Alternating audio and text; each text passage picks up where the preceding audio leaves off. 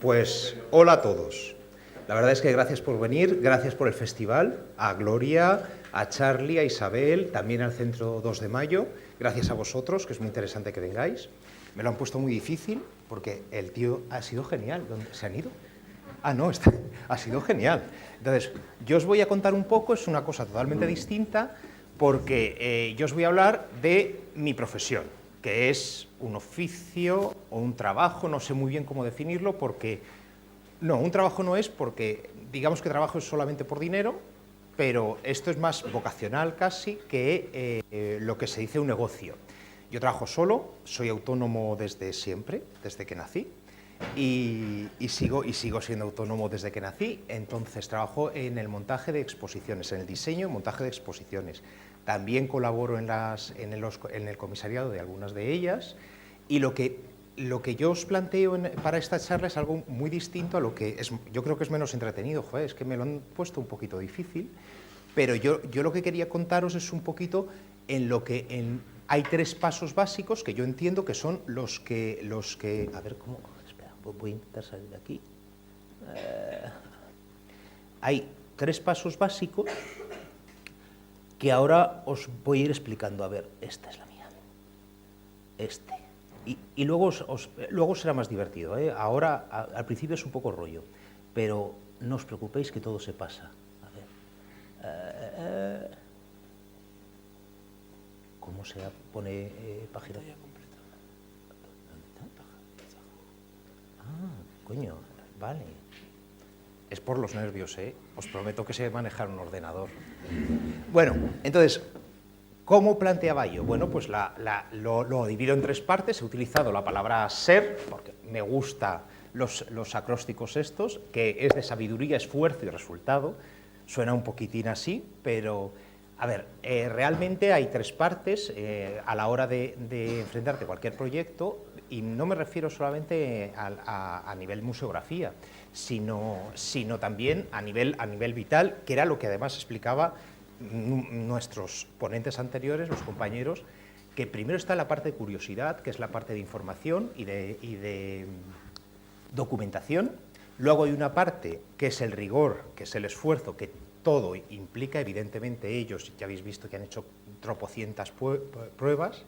Y luego está la parte de la ilusión, porque, y yo creo que las tres son igual de importantes, o sea, ninguna creo yo que pesa más que la otra. Hay veces, fijaos, que la ilusión es la parte que más pesa, que es la hora de la materialización del proyecto, que es la parte, en mi caso, es la parte de la construcción, de la producción, que se inaugura.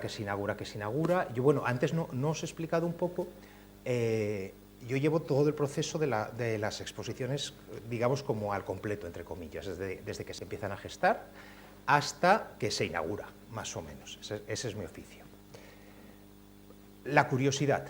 Quería hablaros, esto es un poco... pero sí que quería contaros una cosa. Que la curiosidad, como veis ahí, es el afán de conocimiento, el motor de la documentación y la base de la creación. Fenomenal. A mí lo que me interesaba mucho también contaros era que curiosos, fijaos que si rascáis un poco en cualquier personaje que haya trascendido, hablo en cualquier campo incluso, o sea, desde la medicina, puede ser la literatura, la pintura, la escultura, el cine, en cualquier campo, son gente, por lo general, y ya hablo de un porcentaje altísimo, son personas que se preocupan del conocimiento.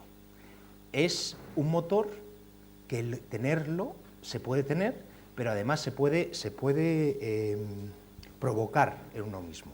Ahora hay muchísimas, aquí veis que pongo variaditos, que ya está, ¿no? Era para que os dierais un poco de cuenta. A mí, por ejemplo, un personaje que siempre me ha llamado la atención, sé que a los franceses menos, pero a mí personalmente sí, es, por ejemplo, Napoleón Bonaparte, que el tío era pequeñete, pero eso no quita para que fuera muy listo.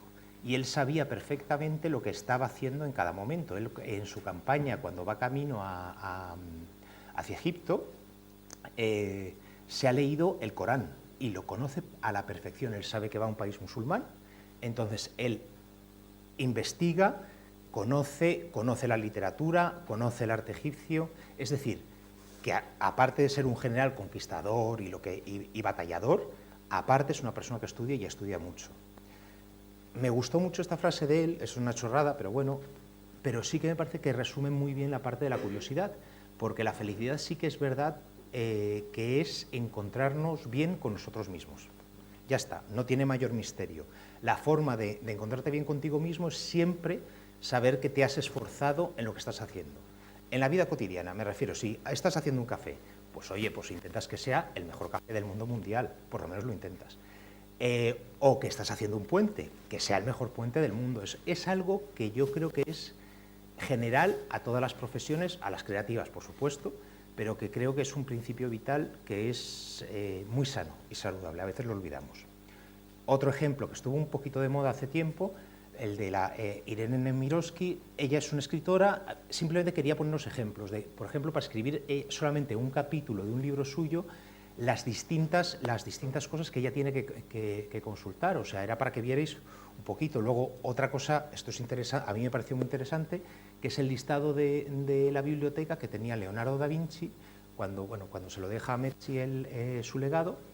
El listado de biblioteca son 40 y pico volúmenes, que en ese momento 40 y pico volúmenes es, bueno, como la megabiblioteca, sobre todo a nivel particular, porque en ese momento, o sea, disponer de esa cantidad de libros era bastante extraño.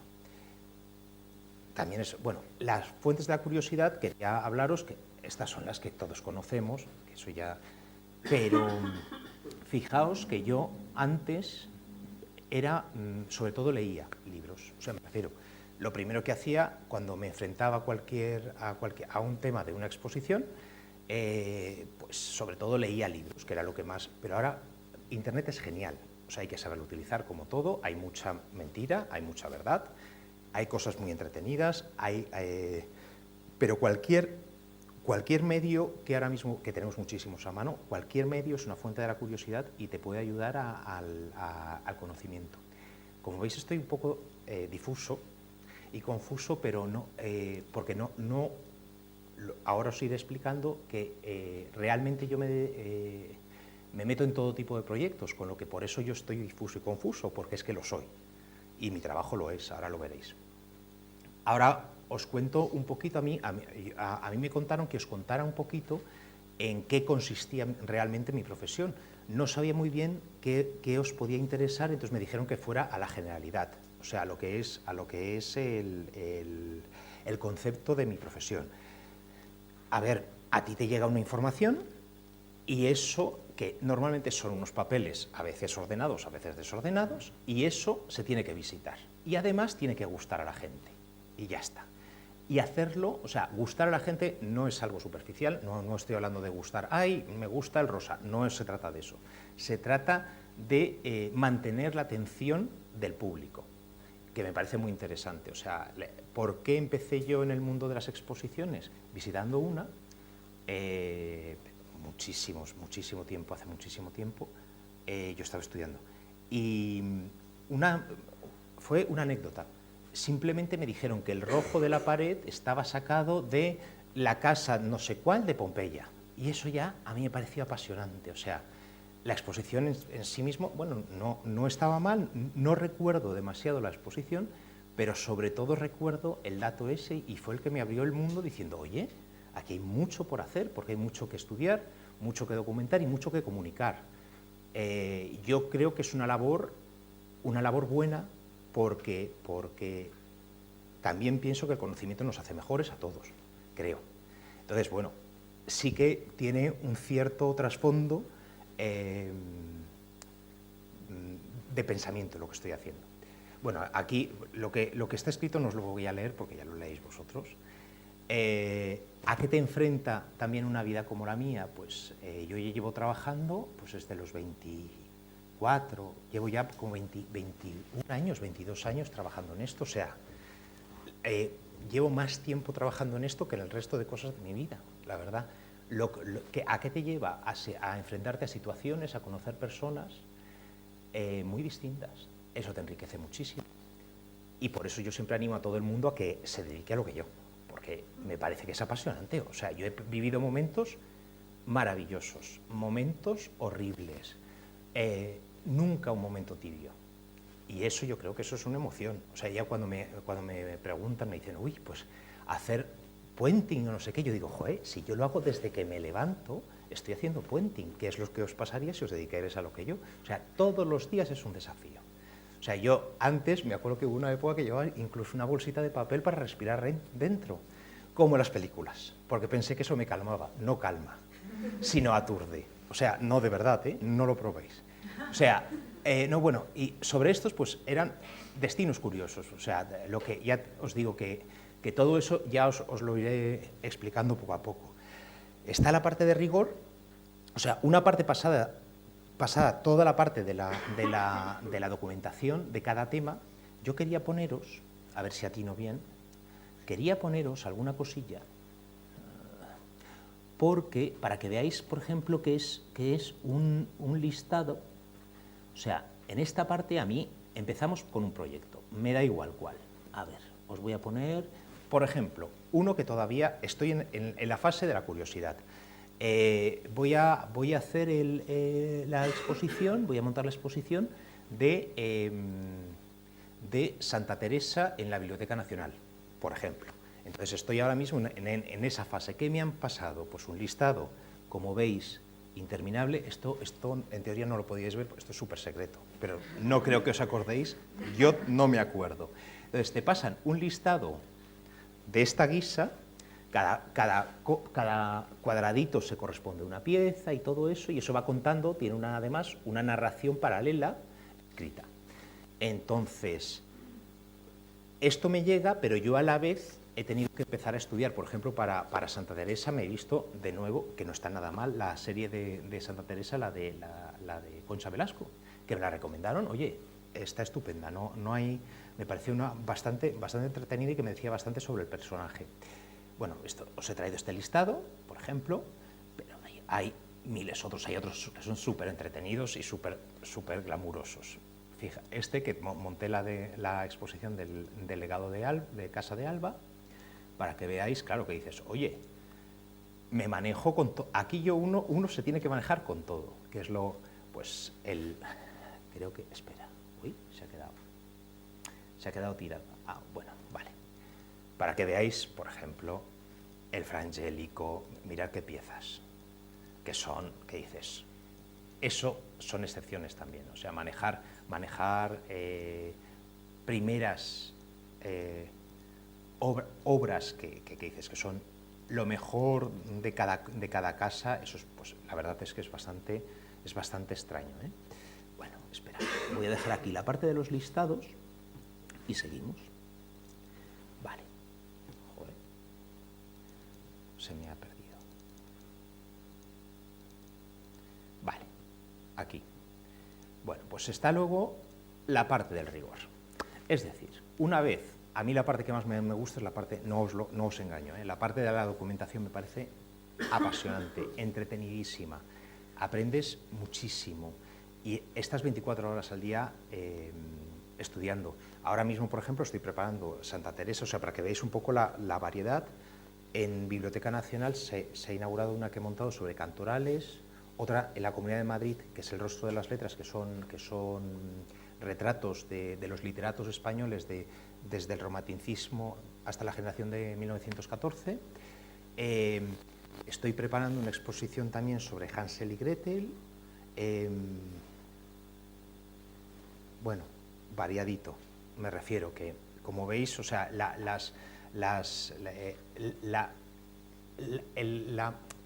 el tema de la exposición no es lo importante, porque al final montas de lo que evidentemente trabajas por lo que te llamen. O sea, he montado muchas de moda, de literatura, como habéis visto también, de pintura, de escultura, pero he montado también de ciencia. Luego os voy a enseñar un anteproyecto, porque hay cosas que se quedan en el anteproyecto, por supuesto, o sea, que nunca llegan a materializarse, o que a lo mejor se materializan, pero en un futuro que ni siquiera yo lo voy a poder ver. O sea que, pero bien. Entonces, la parte del rigor, que es lo que yo llamo la parte del esfuerzo, es después sumadas todas ese conocimiento que has adquirido, partiendo de algo matérico, que es las piezas, que evidentemente siempre es lo importante en una exposición, eso no se puede olvidar. O sea, sí que tienes que ayudar o darle una narrativa para que las personas, el público, se sienta cómodo y se apasione y que de repente gire una esquina y le apetezca, porque se va a saber que le va a pasar algo, algo emocional, evidentemente, no es el tren de la bruja, pero algo emocional le va a pasar. Entonces, a mí eso me parece muy interesante. Tienes que partir del conocimiento del espacio, ahora lo vais a ver. Bueno, que aquí hablaba un poco del comisario. El comisario es la figura, quien a lo mejor no está metido en cosas de exposiciones. El comisario es la persona, el especialista que realiza el guión de la exposición, o sea, la selección de piezas y el guión de la exposición. Por lo general, pues suelen ser catedráticos, estudiosos o especialistas, o muy especialistas en algún tema en concreto. Pero bueno, ¿en qué el rigor? ¿En qué se basaba? Primero tenemos que visitar el espacio, que puede ser de lo más variopinto. O sea, lo fácil, entre comillas, es llegar a un museo y que lo tengas todo. Eso pasa pocas veces, no os voy a engañar. O sea, hay veces que dices, no me lo puedo creer que me estén encargando esto. Ahora os enseño algún ejemplo. Es importante que conozcáis el espacio y que se domine ese espacio. Ese espacio, yo no suelo tapar el espacio, no suelo hacer una cueva dentro de...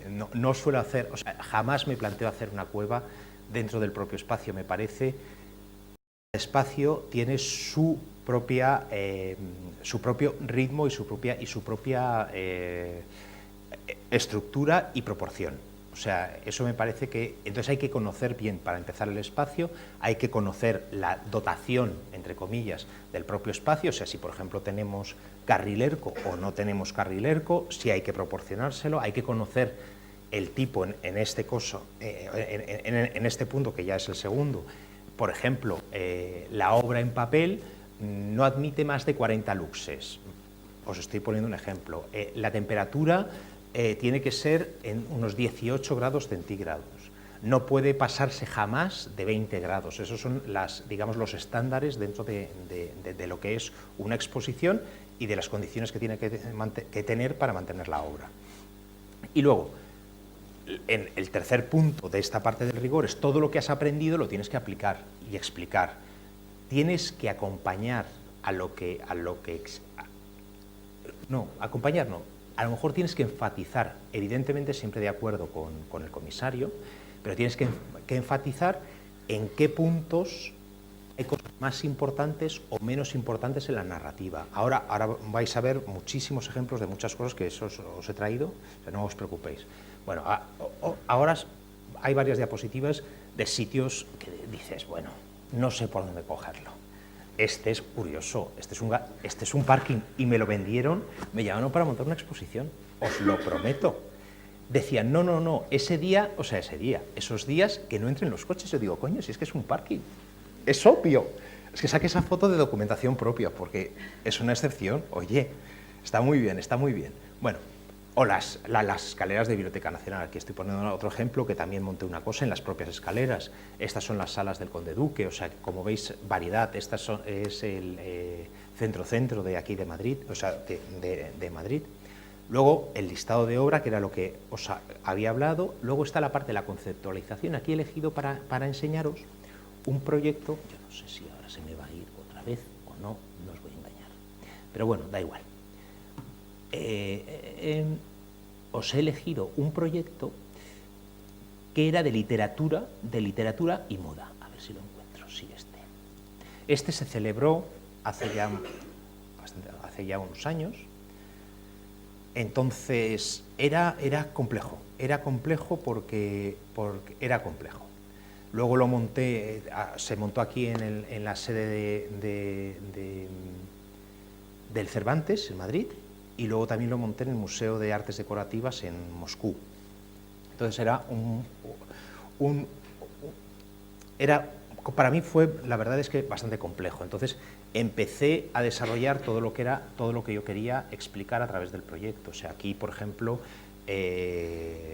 son cosas que, bueno, eran ideas que yo tenía para la exposición, puesto que al final eran 20 trajes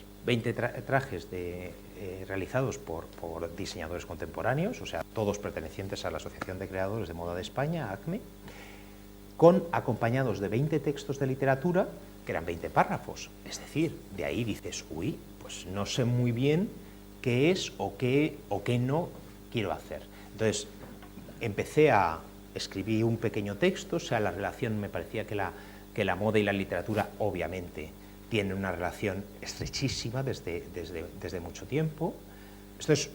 También tenía que conquistarme a mi cliente, entre comillas. Eso es otra cosa que otro día os contaré, porque eso es personal. Pero entonces ellos tenían que confiar en mí. Sobre todo, una de mis labores principales siempre es que la persona termine confiando en mí para yo poder hacer. O sea, y eso pasa en cualquier campo. O sea, si tienes un cliente que confía, sabes que va a funcionar la cosa. Si es, al contrario, regular. Y regular es la palabra más negativa que uso. O sea, no os digo más. Pues esto era... empecé a pensar en lo que eran las litofanías, o sea, los materiales de los que partía, o sea, porque tenía unos vestidos, pero que también ya habían comprado unos maniquís porque venían de Budapest, no sé qué, un follón. Entonces empecé a pensar en cómo se ve que esto no se ve bien, empecé a pensar en lo que era la idea de cómo yo reconozco a un personaje una vez que estoy leyendo, o sea, la descripción de un personaje. Es que aquí no se ve bien, aquí se ve mejor el esquema. O sea, como veis, o sea, mi idea era, ¿cómo veo yo un personaje? Pues a través, empiezas a leer el texto, el párrafo, y lo que veí yo era sombra. Entonces, hice este artilugio extraño, que luego veréis que construido queda bien, os lo prometo. Este artilugio extraño, que lo que hacías es, leías por un lado el texto, y la sombra se proyectaba sobre el propio texto y a través de la propia tela veías el vestido, pero luego dabas la vuelta. Un follón, pero funcionaba. Bueno, esta era la idea. Estos son dibujillos que hice yo, o sea, de cómo iba a quedar. Ah, bueno, y estos son otras cosas. No pasa nada. Se me amola. Luego, para que veáis, o sea, así os pongo solamente una foto de esto.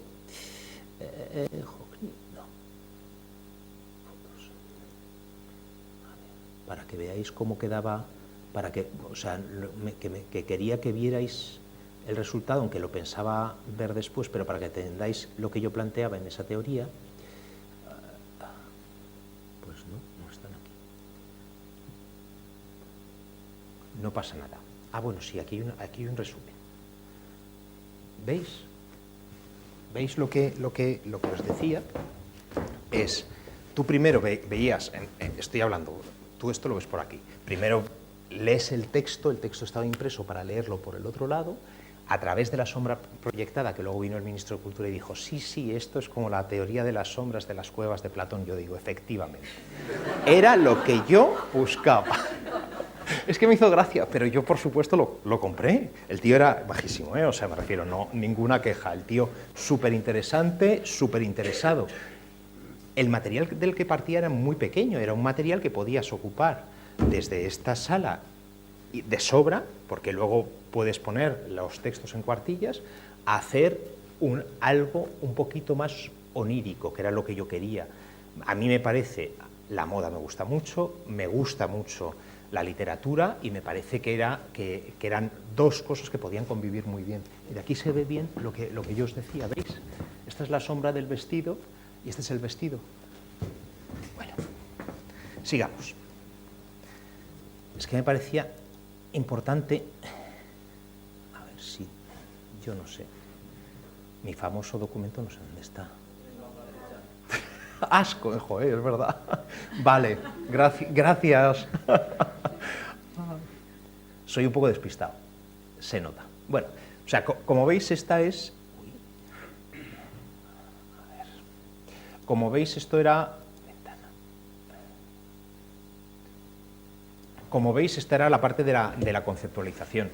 Os he puesto un ejemplo, hay muchos otros, o sea, muchos otros, porque cada exposición evidentemente lleva su proceso. Intento que cada cosa cuente muy bien y acompañe muy bien al contenido, al espacio, y sobre todo a lo que se quiere transmitir. O sea, que es conocimiento por un lado, pero evidentemente también son emociones, que yo creo que es una cosa que hay que cuidar. Y se pueden, por supuesto, se pueden provocar ese tipo de emociones. Bueno, el proyecto museográfico, lo que os decía, todo este rollo te lleva al final a hacer un montón de planos, pero un montón. O sea, muchos planos técnicos, muchos tal, que es una parte que es un poco rollete. A mí a veces me gusta porque me tranquiliza. O sea, me siento y me pongo a hacer planos, pero hay que reconocer que es un poco rollete. Luego está la parte de la presentación, que que también ahora os la contaré, los cambios y ajustes. Hay proyectos que se me caen enteros una vez presentados, otros, sin embargo, no los toca nadie. O sea, ¿a qué me refiero? Que es que depende, fijaos que yo intento prever qué va a pasar. Pues no me sale. O sea, te llevas grandes sorpresas porque no es lo que buscaban, no es lo que querían. Es difícil que una cosa bien trabajada te la nieguen, entre comillas. Sí que existe un cierto respeto por el trabajo de los demás. No siempre, pero sí que existe. Entonces, la parte nuestra, me refiero, la nuestra es llevar todo el proyecto muy bien argumentado y muy trabajado, y eso se nota. Entonces, ¿te lo pueden tirar para atrás? Bueno, sí, pero cuesta muchísimo más que si llevas una hoja, estoy hablando en teoría, que si llevas un pequeño boceto a mano alzada en una hojita, que ese medio para presentación es estupendo, eso os lo contaré después, que también me parece bien. Bueno, por ejemplo, otra exposición que monté es la historia de la gastronomía, en Biblioteca Nacional también, y aquí lo que quería enseñaros era un poco los planos para que veáis, o sea, hablo de muchas cosas extrañas, pero luego, ahora ya sabré dónde está, gracias, pero luego es muy básico.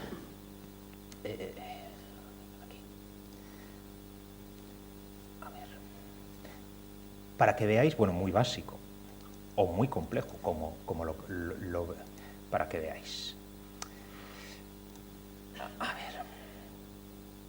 Bueno, pues esto era el Tóchez, esto tiene que salir, o sea, son concursos que además, o sea, mi trabajo no, pero lo que es la construcción sale a concurso público, entonces evidentemente tiene que estar lo suficientemente bien especificado para que no me construyan luego un horror, porque me puede pasar, y me ha pasado de hecho, o sea, ahora mismo, antes había una licitación que era un 60% había una parte técnica, un 40% económica. Entonces eso te aseguraba que la empresa que iba a trabajar contigo, esa empresa tenía una base fuerte profesional. Ahora mismo han cambiado las tornas, es 60-40, pero es al contrario. Es decir, gana el más barato, punto. Entonces el más barato hay veces que a mí me produce ansiedad. No, porque me encuentro con equipos que dices, joder, si es que no han montado nunca una exposición, son cosas muy delicadas. Bueno, aquí os voy a enseñar un poco los planos para que veáis el follón, para que cada cosita amarilla es un libro. Luego, ¿veis? O sea, estos son los esquemas que yo me hago para que cada pieza, antes de empezar a construir, cada pieza se sabe exactamente dónde va a ir. Eso es importante, y las necesidades técnicas que tiene cada pieza, como os decía, es una parte de rigor, es una parte nada soñadora ni imaginativa, sino es súper preciso. O sea, tienes 300 piezas, estoy poniendo un ejemplo, cada una tiene unas necesidades, unas medidas y unas características. Y eso lo tienes que conocer tú y lo tienes que tener previsto antes de que se empiece el montaje. Estos son detalles. Pero para que veáis que no todo es cosas raras. Luego os enseño fotos de esta, no voy a ir parando para que veáis es todo. Esto me hizo mucha gracia porque las vitrinas iban azulejadas y caí en un frenesí. Todo esto son azulejos de colores, ¿no?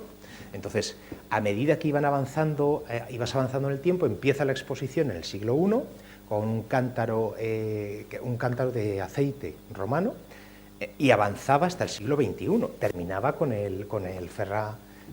Ferran Adrià. Y entonces, bueno, los azulejos eran los que iban cambiando de color y entonces, o sea, cada vitrina iba y creaba cada época. Es un poco complejo, luego en fotos es más fácil de entender. Hice alzados, plantas, perfiles y secciones de todas las vitrinas. Y me dijeron, por favor, para, Enrique, no puedes seguir así. Para, que te va a dar un patatús un día de estos. Entonces, me hizo gracia porque ha sido la primera vez que me dijeron, mira, no nos mandes más planos. Ya no quiero más planos. Entonces se quedó resumido en esto. Estas eran las vitrinas que, por ejemplo, las saqué.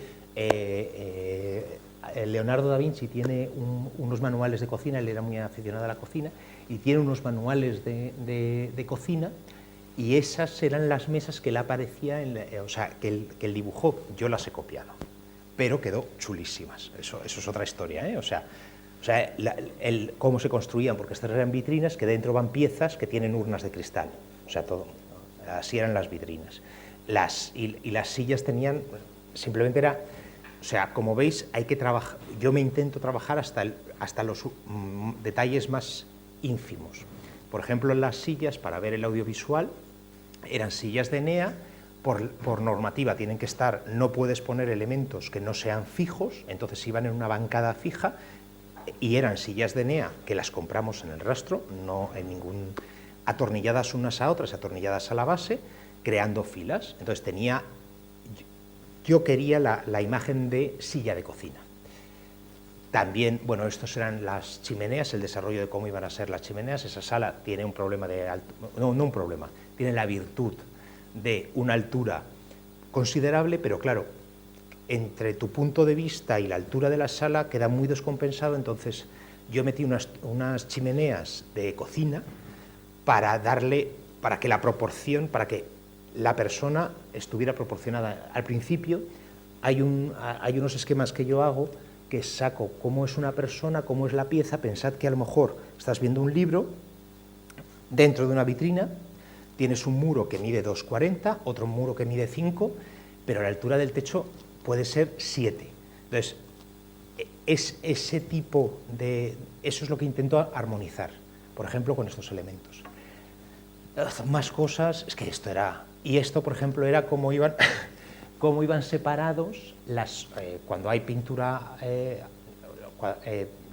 la pintura a óleo tiene que tener un protector, una barrera protectora. Entonces yo me curré que fueran, como veis, unas tijeras o unos morillos de chimenea. Tenía los dos tipos, los morillos, y tenía las tijeras cuando tenía que llevar la cartela. O sea, es el intentar que todo tenga un mismo espíritu, el mismo lenguaje, y que se sepa que las cosas están porque se han pensado. A la derecha, ¿no? Abajo. Muy bien. Ah, no, pues este no. Este. Perdonad, ¿eh? Aquí.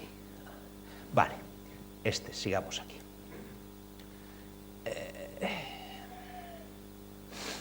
Entonces, es para que veáis, o sea, puede haber una parte muy grande de estudio, pero luego la parte que decía yo del rigor tienes que ser muy exacto. No un poco, lo malo es eso, que no un poco, sino es muy exacto. Me he equivocado un montón de veces, ¿eh? O sea, no os engaño, me he equivocado un montón de veces. Forma parte. También luego me doy cuenta que el equivocarse es bueno porque aprendes mucho y sobre todo porque terminas por aprender a buscar soluciones fáciles. No, fáciles no, rápidas. Que esa es la clave para cualquier trabajo en general, no es solo para el mío. No os he hablado, que seguiré hablando, yo suelo hacer también toda la parte gráfica de las exposiciones, no por nada, sino porque me parece que todo mantiene el mismo lenguaje. No digo que yo lo haga bien, sino que me parece que el resultado es más coherente. Lo voy pensando todo a la vez y lo voy desarrollando todo a la vez. A lo mejor la maqueta de una cartela, o que una cartela esté impresa, por ejemplo, como era en este caso, en un azulejo, eso me hace repensarme todo y decir, no, pues los azulejos ahora cambian los colores y yo me vuelvo loco y hago los planos de estos que raros. Este es otro proyecto, Viaje al cine. Es que no sé si habéis visto alguna de estas exposiciones vosotros o no lo sé.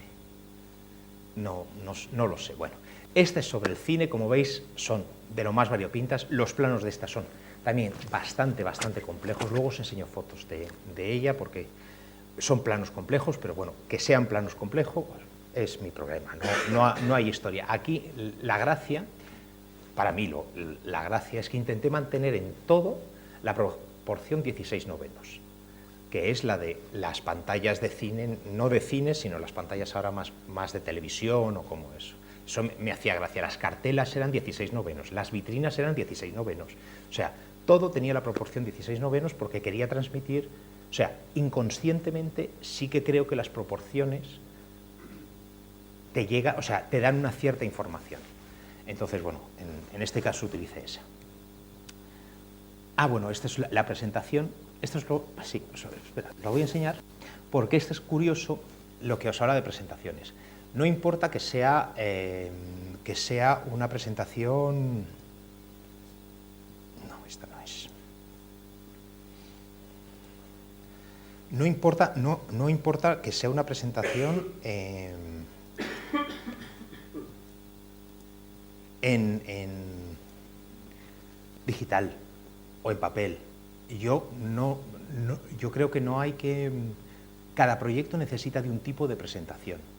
Ya os iré comentando, o sea, me refiero en la parte en la que se la enseñas, entre comillas, al cliente, al que te va a juzgar, pues, por ejemplo, para una de Leonardo da Vinci, lo imprimí todo en A5 y los cosí, porque me apetecía. Otras son súper en el iPad y solamente hago documento digital, o sea, depende del tipo. En este caso, por eso lo he traído, a mí me parece que quedó gracioso. Lo que hice fue un álbum más o menos por el siglo XIX, a mediados del siglo XIX se ponen de moda los álbumes de viajes, eran anteriores, que son grabados de distintas ciudades, tienen un formato como un A3, por eso todo este proyecto está impreso en A3, y tenía la gracia, yo digo, voy a hacer un álbum de viajes, e hice el álbum de viajes, utilicé papel plateado, no tiene misterio, porque tú ese lo metes, un papel súper chulo, lo metes en la impresora y luego lo que hacía era, los dibujos, ahora vais a ver que son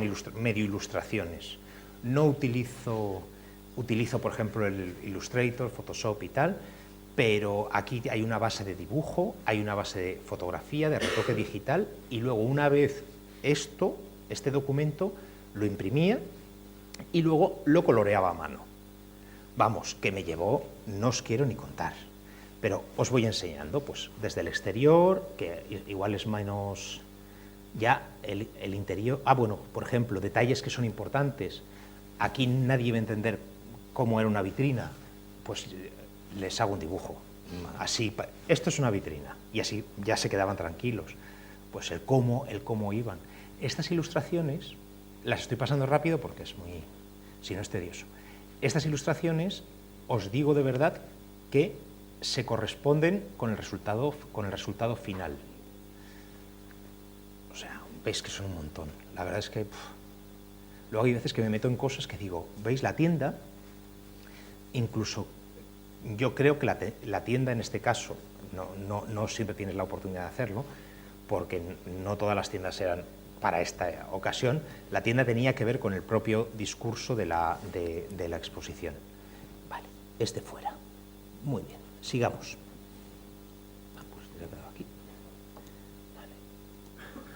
O sea, como veis, la forma de presentar es que es súper amplio. Todo lo que os estoy contando igual es súper amplio, pero no sé cómo hacerlo.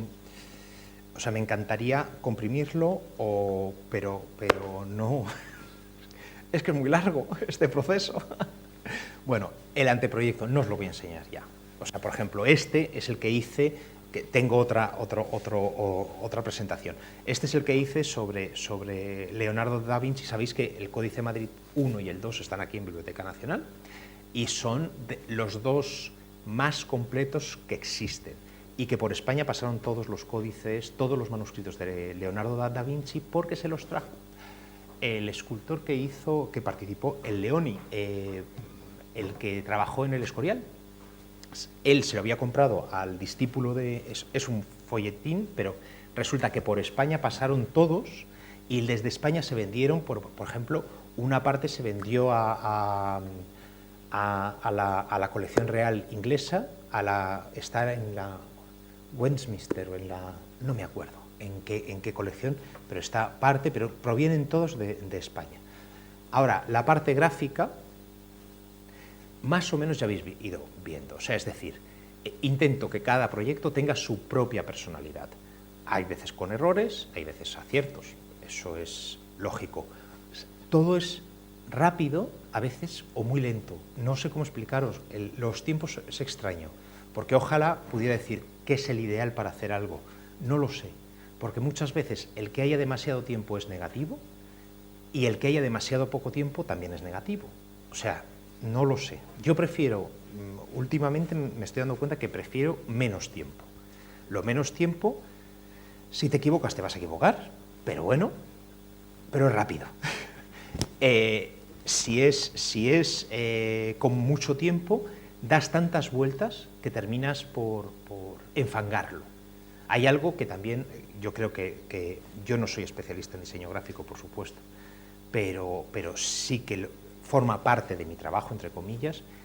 Creo que que es la frescura el valor que le puedo dar yo, en concreto. Bueno, aquí os he traído manuales de desarrollo de exposiciones varias, que tampoco os lo voy a enseñar porque hay en América Latina hice un montón. Por ejemplo, esta es una exposición que era muy compleja de encontrar una imagen para la exposición, puesto que no había una pieza. Y lo que contabas era la división, es que era árido, la división actual política de Iberoamérica, de Latinoamérica. Entonces, era un follón, porque no había una pieza, había partes que eran muy áridas, con planos. No, pues ahora la frontera se va 30 kilómetros para allá. Entonces, claro, eso en una exposición se hacía bastante árido. Entonces, la imagen también estaba un poco contaminada de lo que era esa exposición, o sea, ese contenido. Aquí también os he traído la de Leonardo. Pero bueno, la imagen de Leonardo utilicé esta espiral que sale él tiene una máquina básica de movimiento que está basada en un helicoide, y entonces esta es la idea de Leonardo. Bueno, llegamos a la ilusión. La ilusión es lo que necesitamos para trascender. Yo no sé si me he pasado de tiempo, ¿no? Ah, vale, fenomenal. Bueno, la ilusión es el resultado. O sea, era lo que os decía. A mí es una parte que me produce mucho, no os engaño, me produce mucho estrés. Yo pensé que no, pero me he dado cuenta que me sigue produciendo estrés. Son momentos en los que a veces te sientes un poco frustrado, y eso es fatal, porque no puedes expresar ni demostrar ni que todo lo que te has esforzado. Por supuesto que se ve, o sea, no soy tremendista ni fatalista, pero hay veces que te quedas con ¡ay, qué pena! Entonces a mí me produce un poquitín de estrés y de ansiedad. Parece mentira porque ya llevo un montón, o sea, son cosas que no entiendo, pero bueno. Entonces, mira, lo bueno, la inauguración.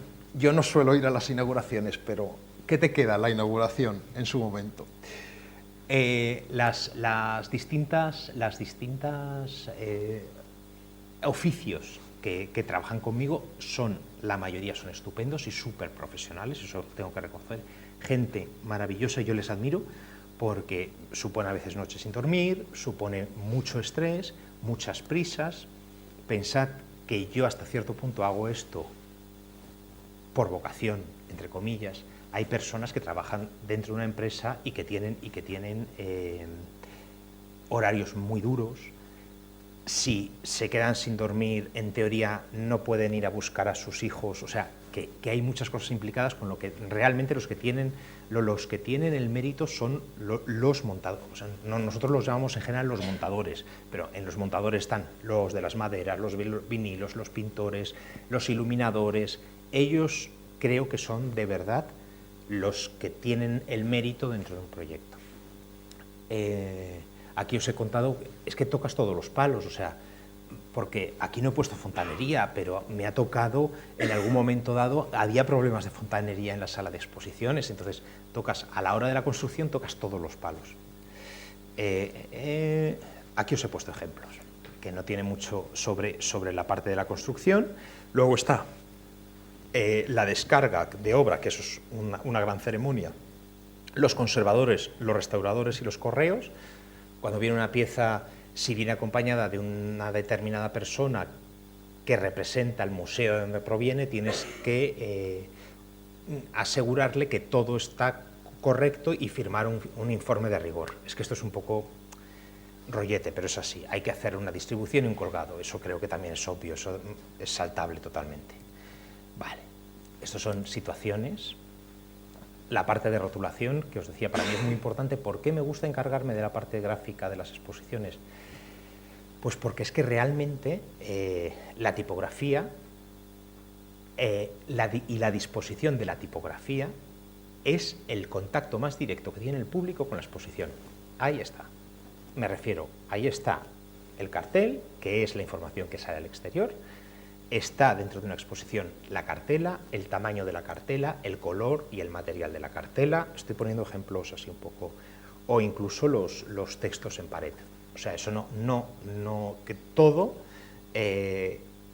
creo que al final es lo más inmediato que el público ve y se fija, de verdad. O sea, que leen y tal. Colocación de rotulación. Esto era de América Latina, que esto era un de este. Bueno, hay una parte que también en mis exposiciones, o sea, en todas, lógicamente, hay una instalación previa de electricidad, una dirección y el control lumínico, como os explicaba. Están los ajustes finales y tal. Bueno, estoy cansado. Mira, alegría de ser, mira. ¿Veis? Eso soy yo. ¿Veis? Ya está. Ahora, bueno, mirad, no, porque os podría poner aquí. Tengo una página web, si queréis verla, fenomenal, y si no, pues también, no pasa nada, donde se ven de todos estos proyectos que os he hablado, para que veáis lo variopinto, friki o como queráis llamarme que soy, enriquebonet.es, y ahí veis todos mis trabajos, porque pensaba enseñároslo para comentároslos y tal, pero no hay tiempo, ¿por qué no? Así que, ¿preguntas? Sí. ¿Alguien? Vale. ¿Cómo es el trabajo? Porque yo entiendo que la organización de las exposiciones los comisarios siempre son fundamentales, porque son los que definen un poco la mirada de la exposición. Sí. ¿En qué medida participan también? Pues es que depende de cada uno y en cada proyecto es absolutamente distinto. Hay comisarios que lo tienen clarísimo y otros no.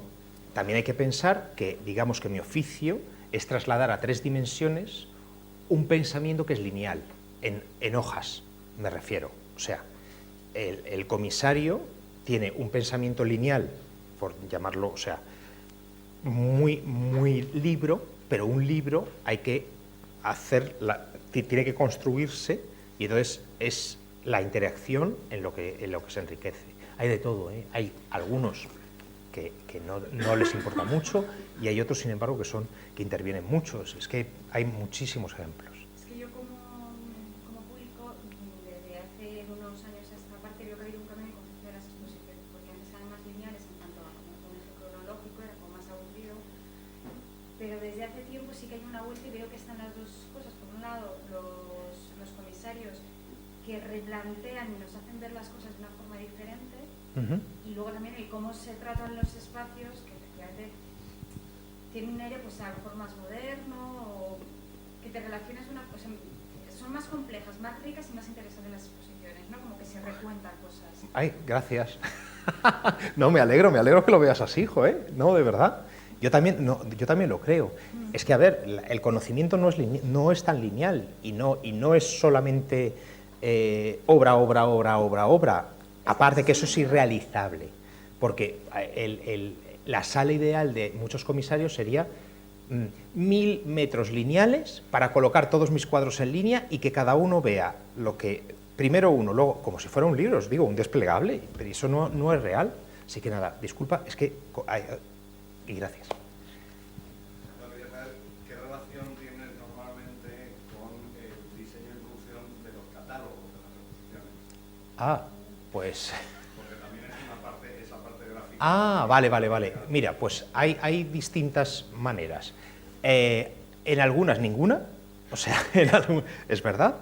En algunas, por ejemplo, digamos que si yo he ido por delante, a lo mejor soy el que ha marcado las pautas de lo que va a ser el diseño en general del catálogo, porque me he adelantado, entre comillas, nunca hay una competencia ni nada de eso, sino hay una retroalimentación. O sea, pues, oye, ¿qué tipografía vas a utilizar al final para el texto? Pues una Georgia. Fenomenal, que me viene fenomenal, que no sabía qué meter para el texto. O sea, suele ser siempre una relación buena. Intentamos, y yo siempre lo intento, o sea, yo prefiero claudicar también en eso. Me parece, el catálogo es lo que permanece, yo soy efímero, ya lo sé. El catálogo no. Entonces yo quiero que para mí siempre prevalece el respeto al catálogo, ¿sabes? O sea, a la publicación. Hay muchas veces ahora que ya no se hacen catálogos, ¿eh? No sé si te estás dando cuenta, que es una pena. Entonces, queda solo lo efímero. Dices, bueno, pues queda lo efímero. Pues ya está. O sea que... variable. Bueno, lo siento, no tenemos tiempo para más preguntas. Si alguien quiere preguntarle algo a Enrique, ahora mismo os le dejo aquí a un ladito y le preguntáis lo que queráis. Lo siento, pero tenemos que seguir con las charlas. Gracias, Enrique.